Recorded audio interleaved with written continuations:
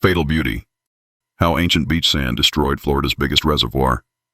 On Halloween night 1979, the dramatic failure of the FPL Martin Plant cooling water reservoir in Indiantown shook Florida to its core. 500 days after filling, the 30-foot dam undermined at one point and collapsed completely within an hour. It released 80,000 acre-feet of water at 100,000 cubic feet per second, more flow than Niagara Falls. Florida remained in shock for a week. Legal interests controlled the narrative, burying the engineering lessons that should have become superior knowledge. This photo, taken at first light by Stewart News photographer Tom Thurlow, captures the immediate aftermath of one of the most catastrophic reservoir failures in American history. The breach had already carved its devastating path through Martin County's landscape. 143 days after the blowout, USDA aerial photography revealed the true scale of destruction. 100,000 cubic yards of blazing white sand had been ejected through the breach.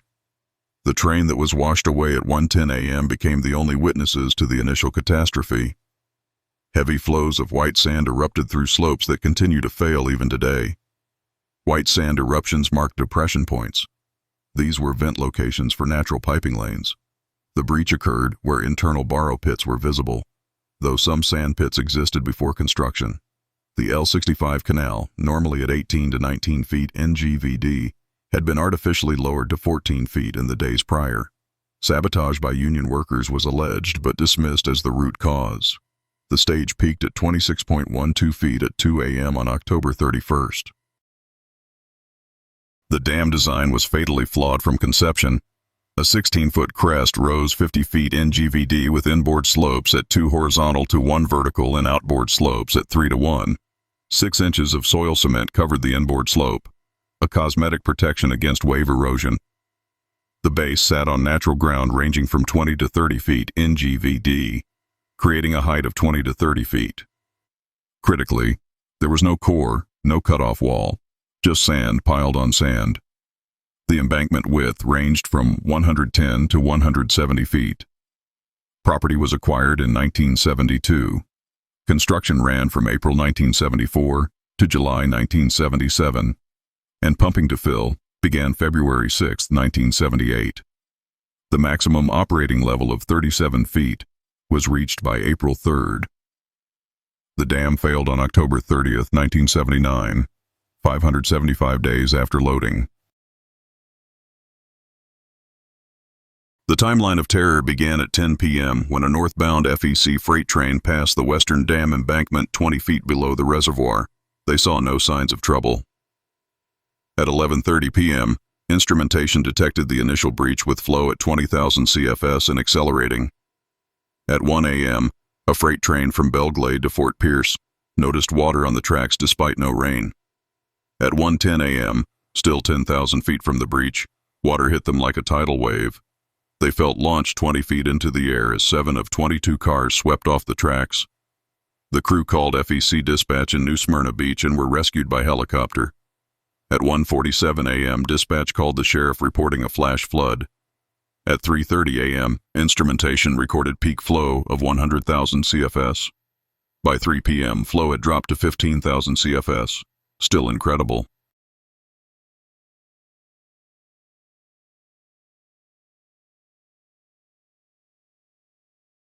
The train crew, 10,000 feet from the breach, became the only eyewitnesses to the initial catastrophe. Helicopter rescues pulled them from the wreckage as white sand spread across the landscape. Looking west toward US 441, the breach had torn through the embankment like a giant using his chainsaw to cut out a slice. This wasn't just water, it was liquefied ancient beach sand which piped out, brilliant white and blinding in its purity. The fatal beauty of this pristine sand would become the key to understanding the disaster. These weren't ordinary sediments, but remnants of a paradise that existed 125,000 years ago. The sand's unusual characteristics, its uniformity, permeability, and horizontal extent, pointed to a specific geological origin that standard engineering texts never mentioned. The failure hydrograph reveals the terrifying speed of catastrophic progression. From 11:30 p.m. on October 30th to 3:30 p.m. on October 31st, the reservoir emptied with peak flows at 3 o'clock in the morning exceeding Niagara Falls, The scour hole reached 29 feet deep and 18 feet over large areas. But don't associate this scour with root cause. It was effect, not cause. Within hours, forces of law evacuated over 2,000 people. Families clung to barn roofs awaiting helicopter rescue. No one died, but 2,000 lost homes. Water covered 14,100 acres of sugar cane fields, surged across US 98 441 toward Lake Okeechobee, where, ironically, the Hoover Dike stopped it. Concrete chunks were found a mile away. Fish swam along the center line of US 98 441 where water ran 5 feet deep for 13 miles. In the middle of the ruin lay the smoking gun. Drop-dead gorgeous blazing white sand, 100,000 cubic yards of it. This wasn't construction sand or native soil. This was ancient beach sand, almost pure quartzite, so brilliant it blinds in sunlight. The sand forms rills easily when water flows through it. Similar subsurface rills had developed throughout the foundation. This white sand lens exists in a well-defined area of Martin County. Recent photos show how readily it erodes, forming distinctive channel patterns. The engineers had built on top of nature's perfect drainage system without knowing it. This sand had specific properties: uniform grain size, high permeability, and most critically, it formed a continuous horizontal layer at depths matching the reservoir's base elevation. The near-surface white sand lens of Indiantown extends across a massive area. The 1979 FPL failure site sits squarely within this zone. New lakeside cells, the C44 reservoir, C44 cells, and proposed C23-24 facilities all intersect this geological feature. This sand lens is well defined between Green Ridge and Orlando Ridge in what locals call the Flats, the ancient Allapattah wetlands. Every new facility built here has suffered from this sand lens. The same white sand appears at Hobe Sound Beach, paralleling the ancient plus 28-foot shoreline. Major subdivisions now sit atop this feature. The new C23-24 reservoir is being constructed with the white sand layer taken into consideration, something never done at older facilities. North and south reservoir cells are being designed differently because engineers finally recognize this threat.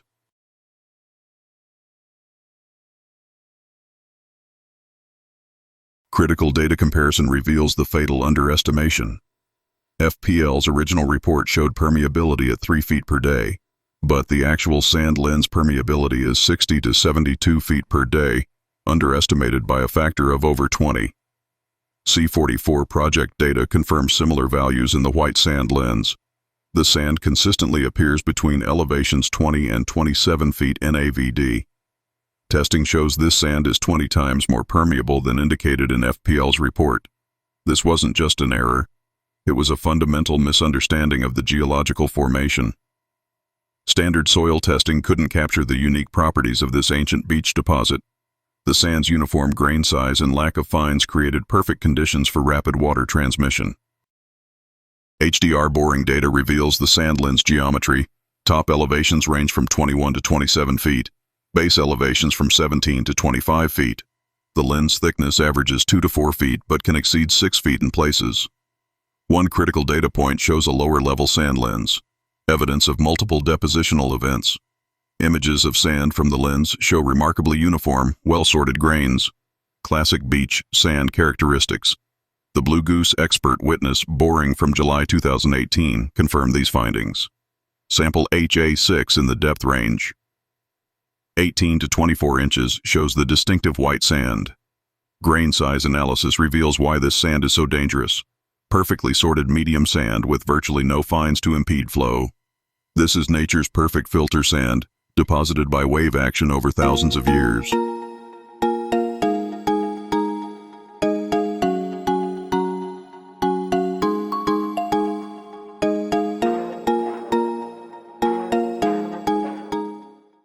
Request for Information 156 from C44 Cells Construction exposed the ongoing crisis. Contractors asked about white sand encountered at specific elevations. The agency response confirmed. The contractor is not required to remove the sand from within the white sand lens. This seemingly minor exchange reveals institutional ignorance of the problem. But rather than addressing root causes, they're managing optics and blaming the contractor.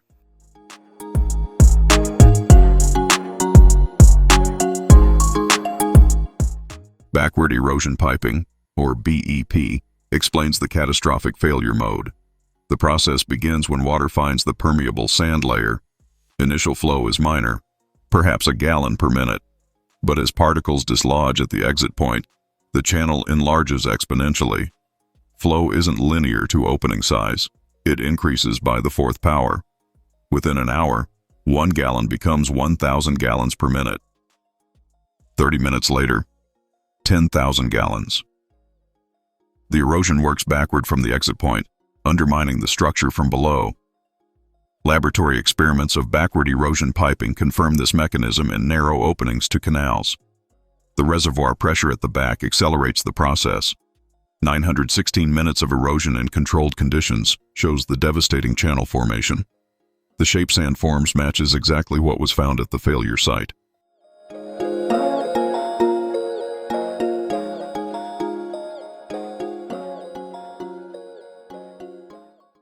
The 400-foot distance meant nothing to the interconnected sand layer. Water found its path through the ancient beach deposit, following routes established by nature 125,000 years ago. Modern engineering had no defense against geology's patient revenge.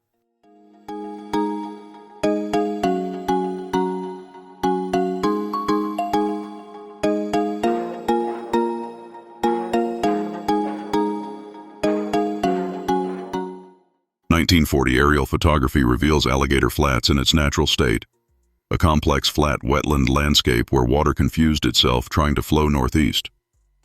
The name comes from native language meaning alligator waters, a place where even water gets lost.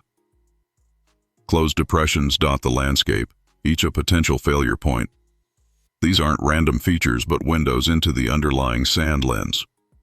Where organic soil's thin, the white sand approaches the surface, disclosing vents along underground passageways of preferential groundwater flow. The 1940 photos show why engineers didn't understand the substrate. These circular depressions or vents were considered wetlands, and there was a failure to link these to groundwater channels. By the time development arrived, drainage had already begun, altering the hydrology. The ancient lagoon's remnants were invisible to all but the most careful observers. Comparing 1953 to 1993, USGS topography exposes dramatic landscape transformation. Closed depressions visible in 1953 became borrow pits for dam construction in the 1974 to 1977 period. The reservoir outline overlays numerous natural depressions, each a weak point in the Earth's armor. These depressions weren't random. They marked where the sand lens approached the surface, and groundwater flow concentrated in the subsurface along pipe-like pathways. Excavation for construction intersected these features, enhancing hydraulic connections. The numerous borrow pits further compromised the area's integrity. Each pit potentially exposed the sand lens to full reservoir pressure, forcing exit points for seepage. The reservoir was essentially built atop a Swiss cheese of hydraulic vulnerabilities. Imager overlays show their unmistakable interconnectivity. Today's site reveals the permanent scar and ongoing defensive measures. A high pyramid of fill marks the original blowout location, a sandbag mountain built atop failure. This isn't repair, it's suppression. The fill extends to elevation plus 35 feet, a massive weight attempting to contain the sand lens. But notice the second mound nearby, not another failure but a stockpile of emergency fill. They maintain reserves because they know the threat remains. 46 years later, they're still fighting the ancient beach. Current aerial views and high-precision 2018 LiDAR elevation data from the United States Geological Survey show the repair mountain's footprint. The scale reveals how desperate the containment effort was. They didn't fix the problem. They buried it under thousands of cubic yards of earth. The supersized sandbag solution speaks to engineering desperation. When you can't remove the problem, you bury it. The repair pyramid towers above the original dam height, a monument to geological misunderstanding. Zoomed imagery reveals the layered construction, each lift an attempt to add more weight. But weight alone can't stop water moving through sand. The railroad has been repaired and a drainage system appears in the repaired part of the breach. It's a very defensive positioning against an enemy that moves underground. The white sand paths remain, visible in drought conditions when vegetation dies back. Nature keeps showing us the weakness, but institutional memory fades. Florida's unique geological history. Unlike continental states, Florida is essentially a 25-million-year-old piece of Caribbean seafloor that drifted north. During marine isotope stage 5e, sea level rise created conditions perfect for beach formation. The Green Ridge acted as a barrier island sheltering a massive back bay lagoon. Wave action sorted sediments, concentrating pure quartzite sand in specific zones. When sea level retreated, these deposits were stranded far inland. Subsequent sea level cycles never reached this elevation again, preserving the beach in place. 3 to 4 feet of newer sediments buried but didn't alter the sand's properties. Drainage canals cut through these deposits, reactivating hydraulic processes dormant for millennia. This animation shows the Florida landmass at the time of the 28-foot sea level, 125,000 years ago, when the glaciers melted rapidly and the sea level rose quickly, only to start a dramatic retreat. The focus is on the tip of the peninsula at that time, where Lake Okeechobee was a bay and rich in shell production, as the Gulf of America flowed around the peninsula, and then following the Gulf Stream north along the shoreline. When the sea level rose, it brought inland some of the most gorgeous white sand which was sitting off the coast of Florida, having been transported more than 1 million years before from South Carolina and Georgia via offshore currents. The sand brought in collects in a shallow lagoon only 1 to 2 foot deep and is protected by an offshore barrier island today known as Green Ridge. A shallow lagoon is formed of incredible extent and of a beauty hard to imagine. Megafauna such as mastodons frequented coastal areas and estuaries and ground sloths. Some species were coastal, semi-aquatic, and ancient horses would graze coastal areas. They would have seen it. Climate during MIS 5e in Florida, warmer than today, wetter with increased rainfall, humid subtropical conditions, sea level 20 to 30 feet higher than present. Landscape, smaller Florida peninsula, much was underwater. Extensive shallow seas and lagoons, barrier islands forming offshore, wide beaches with active dune systems, coastal marshes and estuaries, interior savannas and pine forests, giant tortoises nesting on sandy shores, mastodons browsing coastal vegetation, shell beds accumulating in warm, shallow waters. Welcome to Florida 125,000 years ago, during the peak of the last great interglacial. The Atlantic waves crash against barrier islands that won't exist in your time. The Gulf Stream flows stronger and warmer along this coast, pushing Appalachian sand inland from offshore banks. This constant flow builds the beaches you're standing on. Look out at the shallow turquoise waters, just 10 to 30 feet deep, stretching for miles. Moderate freshwater streams pour from the interior, creating brackish zones where shells proliferate in unprecedented numbers. Oysters, clams, and coquina clams carpet the seafloor. The water is clear, warm, and saturated with calcium carbonate, perfect chemistry for building shells. These aren't random accumulations. The eastern coastline produces the highest quality shell deposits, dense, cemented coquina that will become construction material millennia from now. Moving westward toward the ancient lake that will become Okeechobee, the shells mix with more mud, lower quality, muddier conditions. Offshore, you'd see vast seagrass meadows in the shallow platform waters. The coastline curves differently than you know it. What will become beach ridge and dune systems don't exist yet. Those are still underwater, waiting to emerge as sea levels fall over the coming tens of thousands of years. The interior forests hum with life, not the Florida you know, but a wilder, more open landscape of pine savannas and palmetto prairies.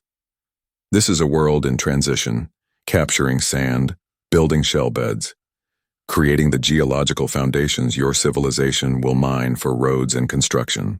The rhythm of this coast is different. Tides pulse through wider inlets, flushing nutrients into the productive shallows. Storm systems track across a warmer Atlantic, occasionally reshaping these barrier islands overnight, then rebuilding them over decades. Inland, the freshwater aquifer sits closer to the surface. Springs bubble up more frequently, The peninsula is narrower.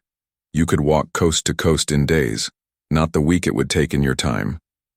Ancient ridges that will become high ground are just forming from accumulated beach sands. The shell hash beneath your feet tells the story. Each layer records seasonal changes, winter storms that winnow away fine sediment, summer calm that allows delicate shells to settle intact. Generations of mollusks building upon their ancestors' remains. Some areas cement together almost immediately in the calcium-rich waters. Others remain loose, waiting for pressure and time. The Anastasia Formation is actively depositing along this coast. The hard coquina zones are forming where conditions align perfectly. Strong currents, clear water, carbonate water feeding in from land sources, abundant shells, rapid cementation.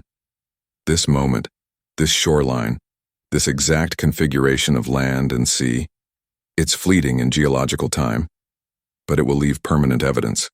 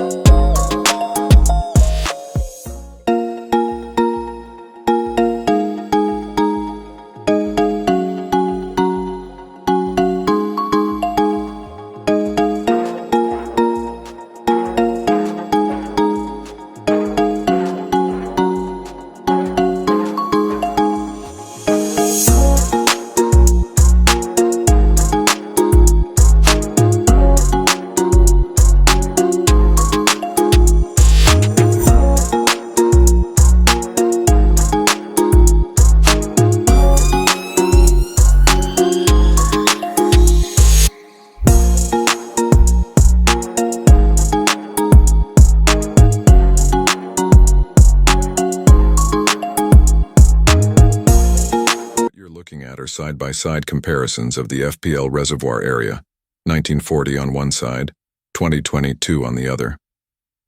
These slider images reveal something remarkable about this landscape that modern development has completely obscured. In the 1940 imagery, before any construction, you can clearly see the location where rapid undermining would occur decades later. But more importantly, you can see the configuration of the original wetland depressions, and their relationship to the blowout location isn't random. As we zoom through different levels, a pattern emerges. These wetland depressions aren't scattered haphazardly across the landscape. They're aligned. They follow land surface contours like terraces, stepping down the ancient topography. You can see depressions at one elevation, then flowing down to another series of depressions at a lower terrace. But here's what makes this critical. These depressions are interconnected underground. Look closely at the 1940 aerial, and you'll see faint outlines, subtle traces of underground passageways connecting these depressional vents within the sand lens. The surface tells you where the subsurface plumbing runs. It's written in the landscape if you know how to read it. Now watch as we zoom out. A very confused landscape pattern emerges. This is a landscape where rain enters the sand lens, but never develops normal surface drainage. There are no streams, no obvious channels running to the ocean or lakes. Instead, subsurface interconnectivity predominates. Water goes in and moves laterally underground through the permeable sand, following hidden pathways between these depression vents. This area sits between two geographic features, Green Ridge to one side, Orlando Ridge to the other, with Alligator Flats straddling between them. The 1940 aerial, taken before development, before agriculture altered everything, provides an incisive understanding of how these landforms developed. The flatness is deceptive. It looks uniform, but it's not. The high permeability sand lens beneath creates this unique hydrogeology where surface water simply vanishes. Water doesn't pool. It doesn't run off. It drops straight down into the sand and begins its underground journey, moving through subsurface networks that have existed since these sands were deposited 125,000 years ago during marine isotope stage 5E. When engineers built the FPL reservoir here in the 1990s, they were building on top of an invisible plumbing system, one that the 1940 imagery clearly shows, if you know how to read it. The wetland depressions were warnings written in the earth. The aligned patterns were clues to what lay beneath. The faint surface traces marked where water was already flowing underground, carving pathways through the Appalachian quartz sand that had been pushed inland by ancient seas. And the blowout? It happened exactly where this ancient subsurface network was most vulnerable. The reservoir added weight and water pressure to a system that was already primed to flow. Nature was simply following the paths it had carved over millennia. This is what happens when modern engineering meets ancient geology and doesn't recognize the warnings.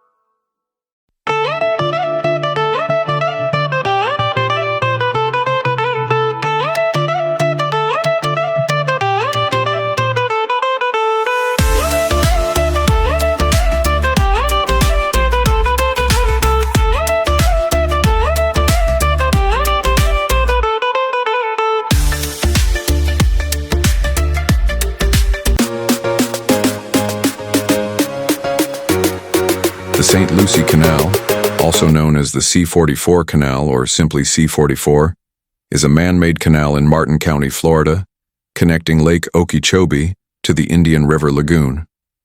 The canal was built between 1916 and 1924 to divert floodwaters from the lake into the St. Lucie estuary via the South Fork of the St. Lucie River.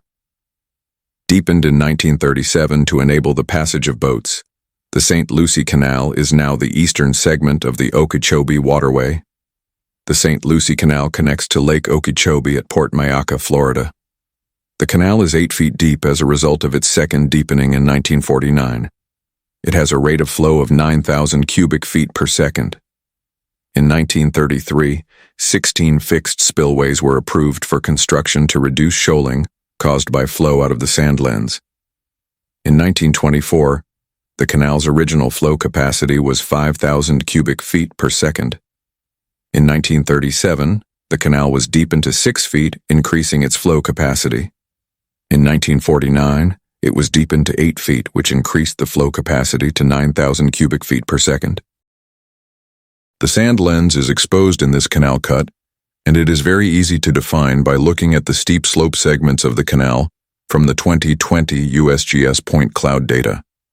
The steep part of the slope reflects the instability of the sand lens, and it is very easy to identify from the USGS Advanced Viewer, which has a slope layer.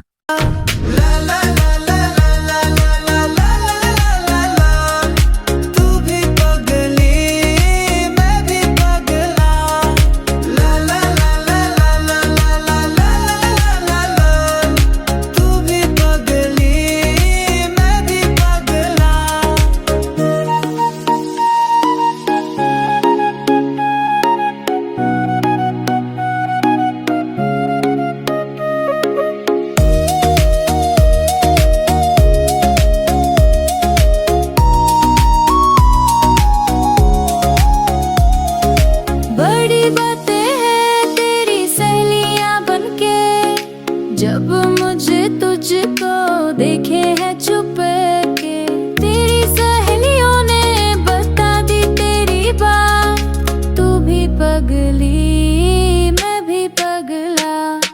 ला ला ला ला ला ला ला ला ला ला, तू भी पगली मैं भी पगला। ला ला ला ला ला ला ला ला ला, तू भी पगली मैं भी पगला।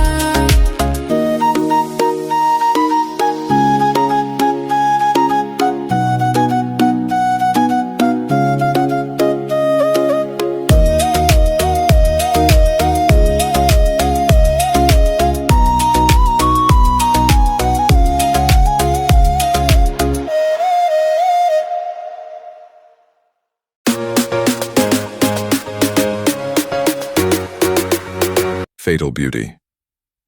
How ancient beach sand collapsed Florida's biggest reservoir. Opening the night paradise fought back, here for the first time are the most fascinating details of the largest reservoir collapse in Florida history, taking you back to the very beginning to show the geological formation that brought it down.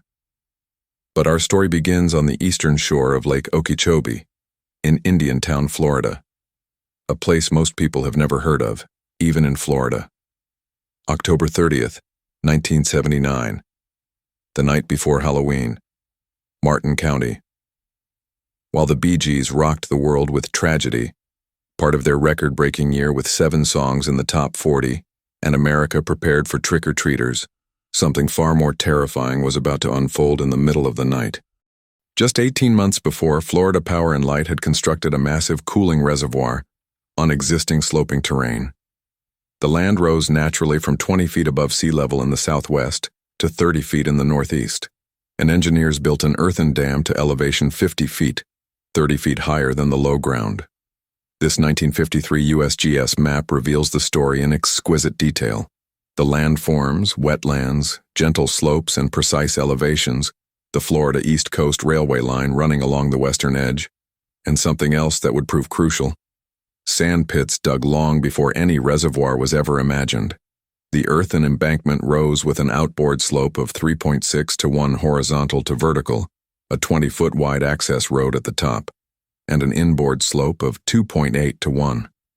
At 6,600 acres, this represented 19 miles of earthen dikes holding back massive volumes of cooling water for Florida Power Light's huge power plant. The catastrophic night. Then came the night of October 30th, 1979. In the middle of the night on Halloween Eve, at exactly 11:30 p.m. without warning, brilliant blazing white beach sand exploded out of the ground like a volcanic eruption. 600 feet of earthen dam vanished in moments, unleashing 100,000 cubic feet of water per second, a flow rate never before seen in Florida, more powerful than Niagara Falls. By 1 a.m., the force was so immense that it overturned a Florida East Coast Railway freight train in complete darkness. The train crew initially reported it as merely a flash flood, not knowing they were witnessing the largest reservoir failure in Florida history. The visual shock of this failure captured national attention and left engineers bewildered. This was no ordinary flood. This was a beauty of nature somehow entwined with catastrophic failure. Crystal clear water carrying pristine white sand that witnesses said looked like milk, like clouds, like paradise liquefied. The earth didn't collapse. It dissolved, like sugar in water. Beautiful and terrible. The peak flow of 100,000 cubic feet per second occurred at 3:30 a.m. By 3:00 p.m. the next day, 66,000 acre-feet of water had drained away. 14,100 acres lay flooded with what appeared to be liquid paradise. The visual impact was unprecedented. Aerial photographs showed a landscape transformed overnight into something that looked more like an otherworldly white desert than Florida farmland. What baffled engineers most was not the scale of destruction, but its cause. In every photograph, in every witness account, in every piece of evidence, white sand. White sand everywhere.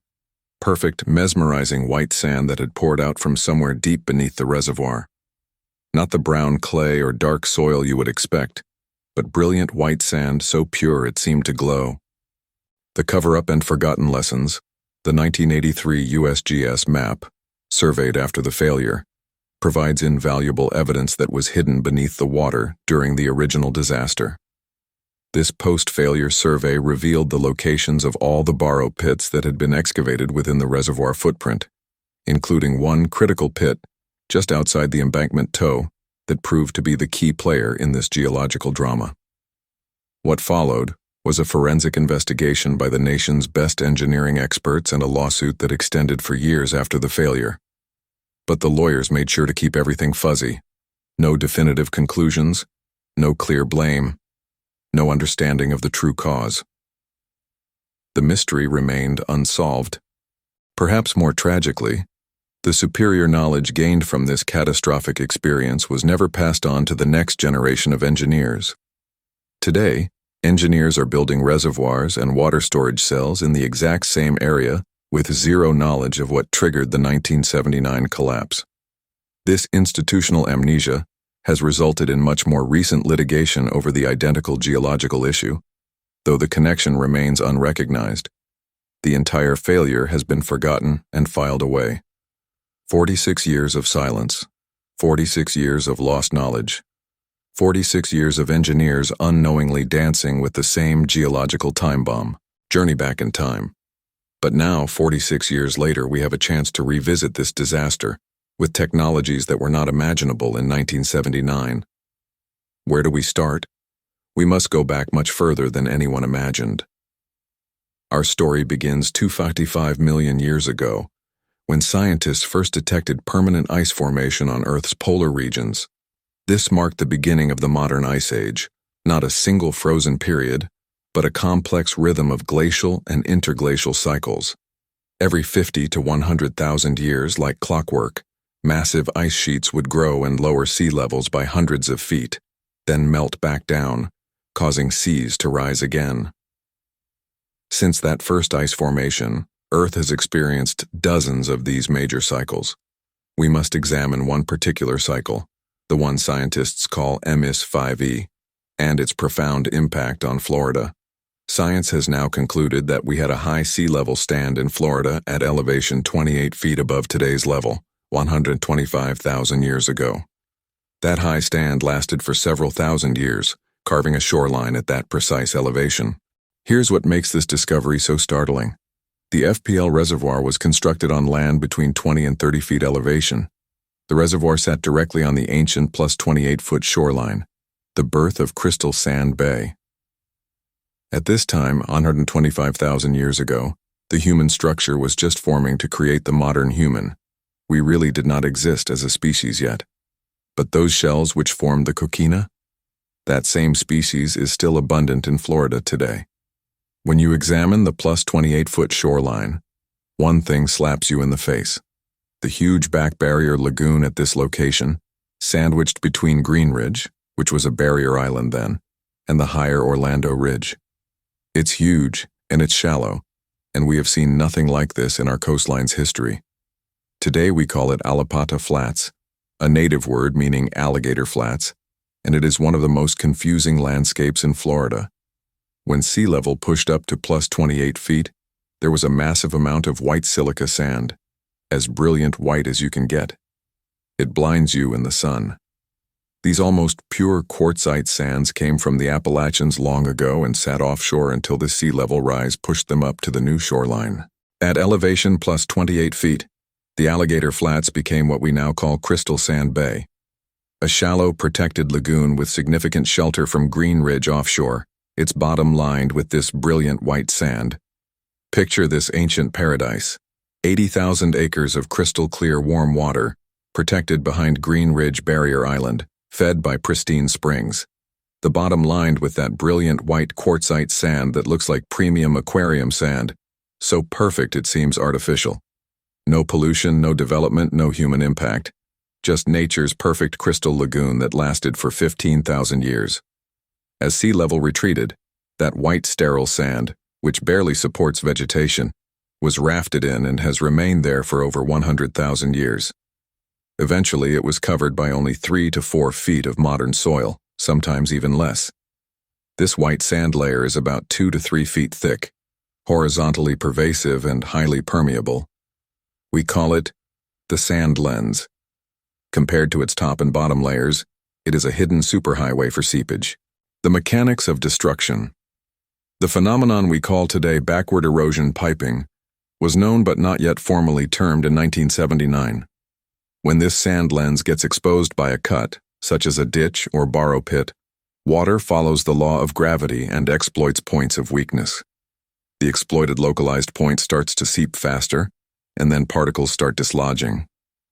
When there's water pressure acting on that sand layer, remember the water elevation in the railway borrow pit at the time of failure was plus 17.5 feet, compared to plus 36.74 feet in the reservoir just 400 feet away. That's nearly a 20-foot head pressure differential. Particles start peeling off, and the erosion eats backwards like a mole tunneling through the earth. As the soil erodes in that subterranean channel, water does something truly dangerous. It synergizes itself. The erosion accelerates exponentially because flow rate is not linear to opening size. Here's the terrifying mathematics that contractors learned too late. Within an hour, it can go from 1 gallon per minute to 1,000 gallons per minute, and then to 10,000 gallons per minute in the next 30 minutes. At that point, backward erosion piping transforms into rapid undermining which cannot be controlled. The technical smoking gun. Here are the construction details that condemn the engineering decision. Embankment construction began in April 1974 and was completed in July 1977. Reservoir filling began February 6, 1978, reaching maximum design elevation of 37 feet by April 3, 1978. The water level was maintained between 36 and 37.24 feet until the day of failure, when the pool stage stood at 36.74 feet, well within design parameters. But here's the smoking gun. The engineers designed an essentially homogeneous embankment, meaning no impermeable core, no cut-off wall, just sand piled on sand. And they knew the foundation was pervious material. The official report states, since the embankment was founded on pervious material, it was anticipated that considerable seepage would occur. They built anyway. Makeup pumping averaged 48 cubic feet per second. They were constantly fighting seepage through that ancient crystal sand bay layer. The James L. Sherrard irony. The involvement of Dr. James L. Sherrard in this catastrophic failure represents one of the most stunning paradoxes in engineering history. Sherrard was literally the world's foremost authority on embankment dam failures, having worked on over 220 dam projects worldwide, and authored the definitive textbook Earth and Earth Rock Dams. Just 3 years before the FPL failure, Sherrard investigated the Teton Dam collapse and criticized it for designs that would have been considered unacceptable by independent specialists. Yet the FPL reservoir exhibited the exact failure mechanisms he had spent his career documenting. By settling on contractual liability limitations and leaving no technical documentation of the sand lens failure mechanism, the engineers violated the fundamental duty of the profession to learn from failures and protect future lives. Modern technology reveals the truth. Using USGS National Viewer 3D technology that didn't exist in 1979, I found the exact spot where it blew out. See that little mountain they filled up to plus 35 feet? That's the blowout location, right where the catastrophic failure occurred. Their solution? They built a mountain on top of it like a super sandbag. Rather than addressing the underlying geological problem, they simply buried it under thousands of tons of fill material. But here's what should alarm every engineer. See that other hump right next to the main repair mountain? It's not a secondary failure location. It's a spare pile of emergency dirt, kept ready in case they need to raise that mountain higher. They maintain a stockpile of emergency repair material because they know this ancient beach sand could strike again at any moment. 46 years later, they're still playing defense against a 125,000-year-old beach. The ongoing threat. These major facilities are typically designed by large national engineering firms with limited Florida-specific geological experience. What they don't realize is that Florida is not continental United States. We only geologically connected about 25 million years ago. We're essentially a 25-million-year-old piece of Caribbean seafloor that drifted north and collided with Georgia. Engineers from continental U.S. states naturally apply continental geological principles to Florida projects. But our limestone karst, our marine terraces, our ancient beach deposits, none of this exists in standard textbooks. The MIS 5E Marine Terrace at 28 feet elevation? Local Florida engineers know about it from reading topographic maps daily, but it's not taught in engineering schools in other states because it doesn't exist there. No one ever revisited the technical lessons. The failure report was filed away, never to become a teaching case in engineering schools. The brilliant white sand evidence was covered with fill dirt and forgotten. Today, engineers are building new reservoirs and water storage cells in the exact same area, with zero knowledge of what triggered the 1979 collapse. The same geological time bomb threatens every major water project being built in Martin County today. Final warning: the ancient lagoon that we now call Crystal Sand Bay was nature's perfect engineering masterpiece, more spectacular than any modern resort could ever create. When sea level retreated, that perfect beach was buried under just 3 feet of soil, waiting. Not with malice, just being what it had always been. In Florida, when something looks this beautiful, this perfect, this pristine, when white sand blinds you in the sun and looks like premium aquarium substrate, remember this story. Because here in the Sunshine State, paradise has a very long memory, unlimited patience, and all the time in the world to plan its comeback. When 125,000-year-old Crystal Sand Bay finally decided to reclaim its territory, all the engineering in the world couldn't stop nature's most beautiful revenge. Fatal beauty isn't just a phrase, it's a geological reality. In Florida, when looks can kill, they really can kill. Drop Dead Gorgeous has never been more literal. The ancient Crystal Sand Bay taught us that sometimes the most dangerous thing you'll never see coming is paradise itself, patiently waiting beneath your feet. Remember, never trust a beach that's been buried for 125,000 years. It's still a beach. It still remembers how to move water, and it's been planning this comeback since before humans walked the earth. When paradise looks this good, it's a trap.